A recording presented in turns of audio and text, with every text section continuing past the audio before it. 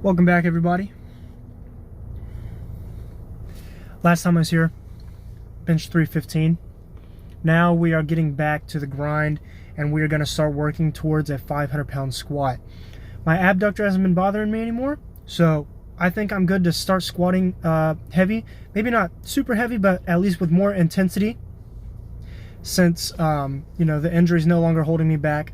I haven't tried deadlifting heavy in a minute. I think I'm going to just give that a few more days, and then I'm going to do something around 500, mid-fives, just to kind of gauge where that injury's at. I wanted to talk a little bit about the secondary movements that I do for squats. That would be like hack squat machine or a Smith squat, that aren't necessarily isolation exercises, but they do involve a little bit more compound movements. The reason I pause those so much, when you're doing conventional, normal barbell squats, the most important part of that squat is the bottom position. And it's usually the part of the squat that you spend the least amount of time in. So I like to pause a lot of my hack squats and Smith machine squats so I can develop a more comfortable bottom position, so I can get more explosive out of the bottom of my regular squat. Now you might be thinking, why not just do normal pause squats? Well, with Smith machine squats and with hack squats, you get an opportunity to not worry so much about balance, and you get to focus more on your hip positioning, bracing your core, your foot placement, things that you otherwise might not be able to focus as well on during a conventional pause squat. With that being said, I'm still not entirely sure what I want to do today, but we'll figure it out once I get in the gym.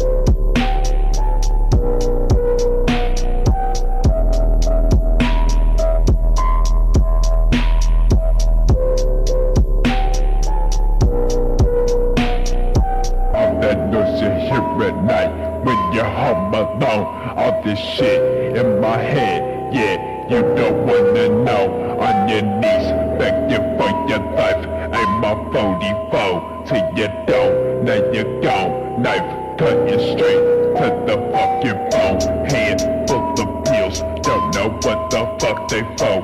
Tell them bitches, but you know the devil can't fucking overdose. Darkness taking over all the souls, the look of terror on the faces of the bastards, poison in the form of the fire burning heaven, know that it is not the question. You've been searching the depths of hell, filled with the forbidden else, coffin with no fucking else, bodies encased in the metal cells.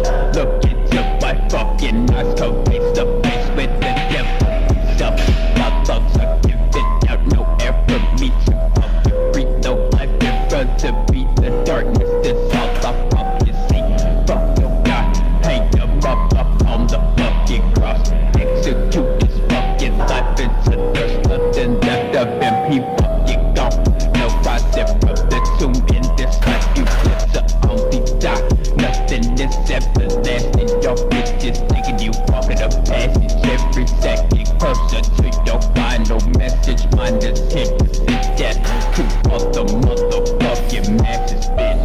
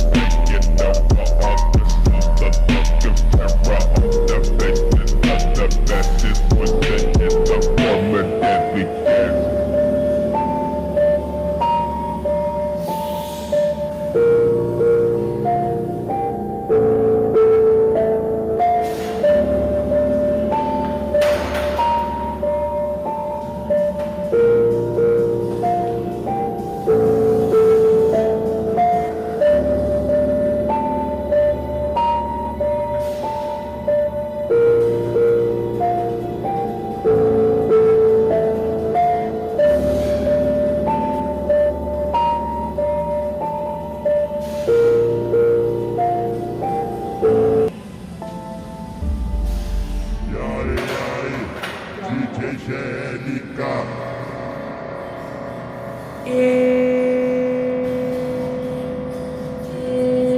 Esse é o DJ Luiz do Grau, dando grau nos beat, cachorro.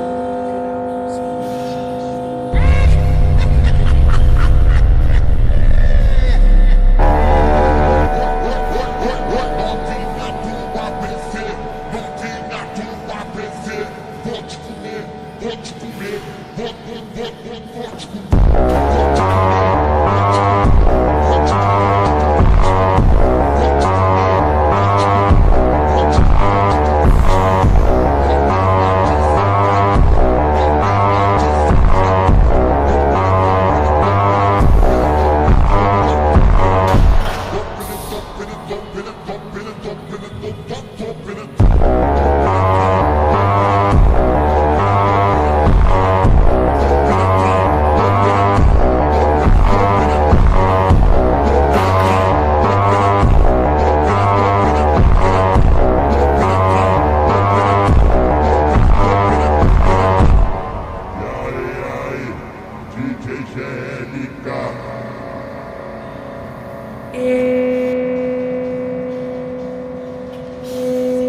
Esse é o DJ Luiz do Grau, dando grau nos beat, cachorro. I give that leg day a 6.5 out of 10.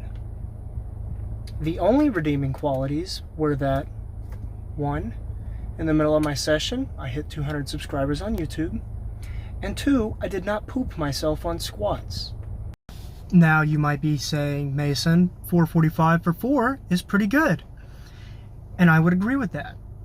I got 445 for 4, and then another set where I did 3, and then I did 2 more sets with 425, which is not bad.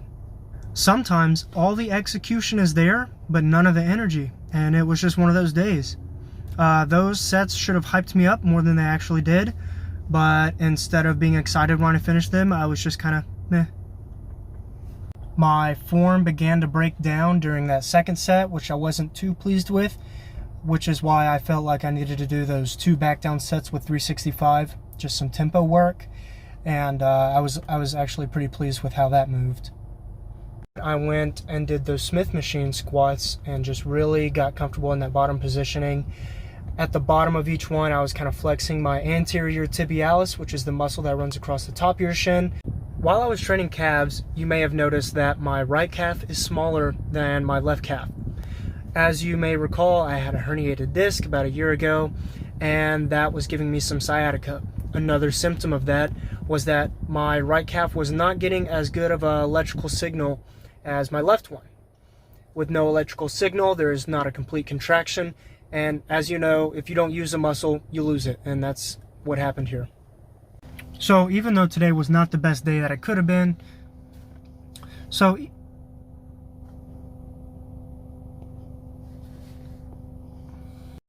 even though today was not as good as it could have been, I'm still pretty satisfied with the result, even though the intensity and the energy wasn't there.